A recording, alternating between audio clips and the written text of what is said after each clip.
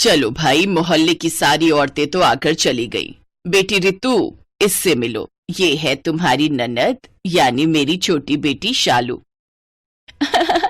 कैसी हो भाभी? मैं ठीक हूँ दीदी, आप बताओ। बड़ी इच्छा थी आपसे मिलने की। रितु की बात सुनते ही उसकी सास उपमा और उसकी ननद शालू जोर जोर से हंसने लगी। उन दोनों को इस तरह से हंसता देख बेचारी रितु को कुछ समझ नहीं आया, तो उसने झिझकते हुए पूछा, क्या हुआ?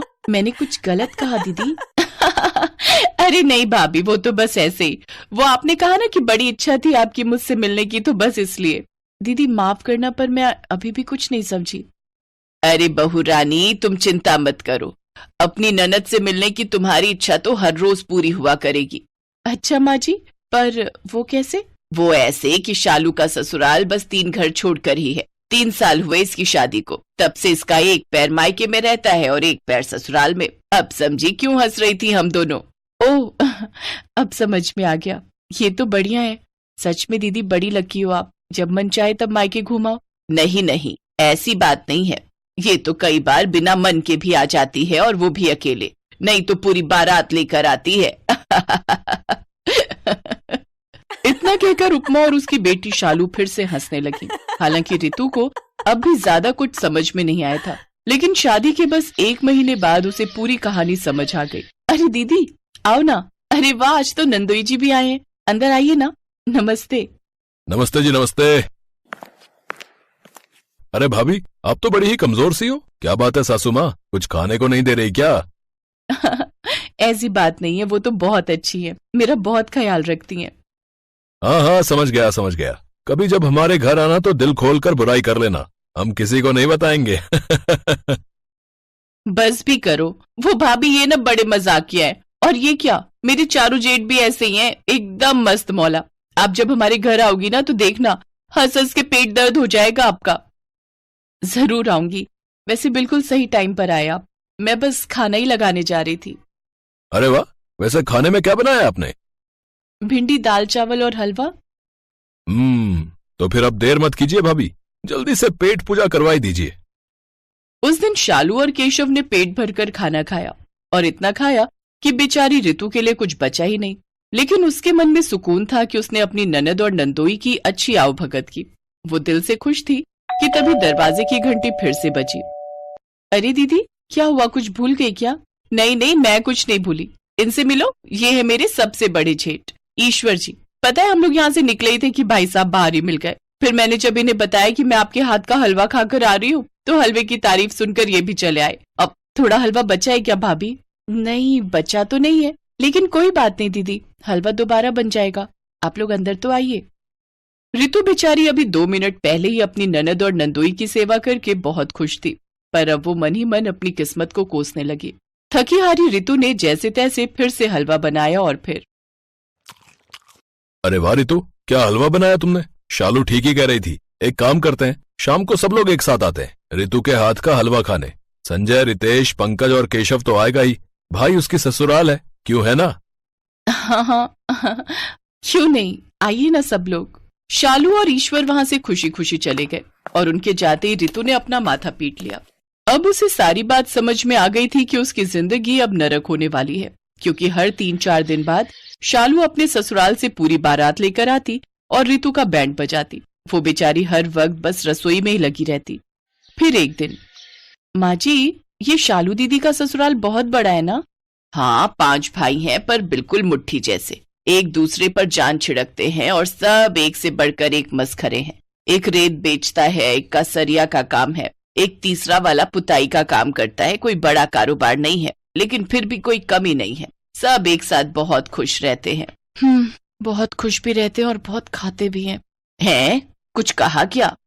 नहीं माँ जी, मैं तो कह रही थी कि कितना अच्छा परिवार है, संस्कारी, सबका ख्याल रखने वाला। हाँ वो तो है, सबका ख्याल रखते हैं वो लोग। रितु वहां से मुंह बनाकर चल दी। फिर अगले दिन सुबह, रितु जल्दी उठ बेटा, आग लग गई है, जल्दी उठ। अरे मेरे भगवान, ये क्या हो गया है? आग? माँ जी, आग कैसे लगी? अरे तू पहले बाहर निकल, बाद में सोचेंगे ये सब।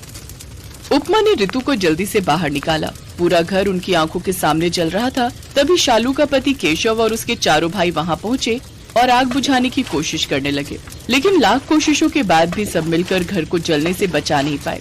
ये देखकर उपमा और ऋतु रोने लगे और फिर ये क्या हो गया माँ जी, अब हम कहाँ जाएंगे, हम तो बेघर हो गए। भाभी कैसी बात कर रही हो, तुम बिल्कुल भी चिंता मत करो, आज से तुम मेरे घर में रहोगी, मेरे कमरे में। इसके बाद शालू अपनी माँ और अपनी भाभी को अपने घर ले आई। उसने उन दोनों को अपना कमरा दे दिया और खुद बरामदे में सोने लगी। इतना ही नहीं, उसने अपने मायके वालों का खूब अच्छे से ख्याल रखा।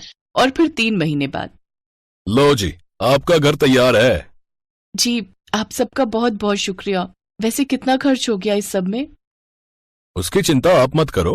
अरे मेरा ईंट का काम है तो मैंने ईंट दे दी। ये संजय है, इसका सरिये का काम है। ये रितेश रेत बेचता है और पंकज पुताई करता है।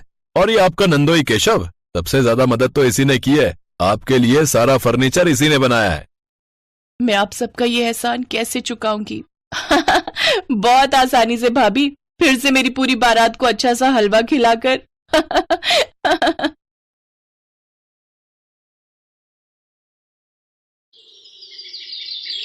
मम्मी ये कुकर तो बहुत बढ़िया है, इसमें पुलाव कितना खिला खिला बनाया है महिमा भाभी ने। माँ मुझे भी ऐसा ही कुकर लेना है, इस दिवाली आप मुझे उपहार में ऐसा ही कुकर देना। हाँ हाँ ले लेना, तो महिमा के साथ आज शाम को ही जाकर ऐसा कुकर ले आना। माँ एक काम करो, भाभी का कुकर तो 5 लीटर का है ना, आप मेरे लिए 8 लीटर वाला मंगा देना। सपना बेटा, तुम्हारे दहेज में हमने 3 लीटर, 5 लीटर और 8 लीटर के कुकर दिए तो थे, अभी तो वो नए होंगे। अरे तो क्या हो गया, और एक खरीद भी देंगे तो, हमारी इकलौती बेटी है। सपना का स्वभाव लालची था, अपने पास चीज होते हुए भी मन ना भरने वाली बात। इसीलिए वो जब देखो मायके आकर कोई ना कोई डिमांड कर ही देती थी। पर महिमा का स्वभाव बहुत ही मिलनसार था, वो बात को संभालना जानती थी। रहने दो माँ, कोई जरूरत नहीं है। पापा तो सोचते हैं मैं लालची हूँ, पर मुझे किसी चीज का कोई लालच नहीं है। मैं तो अपना घर समझकर चीजें मांग लेती हूँ, वरना मेरे ससुराल में भी कोई कमी नहीं है। सपना दीदी, मुझे मम्मी ने 2 कुकर दिए थे, 8 लीटर वाला मैंने यूज नहीं किया, वो आप ले लो। हाँ ये ठीक रहेगा। ठीक है भाभी, अगर आप इतना कह रही हो तो मैं वही कुकर ले जाती हूँ। इस तरह कई बार सपना कुछ न कुछ मांगती रहती थी। ऐसे ही एक दिन, क्या मैं नानी बनने वाली हूँ, तू सच कह रही है?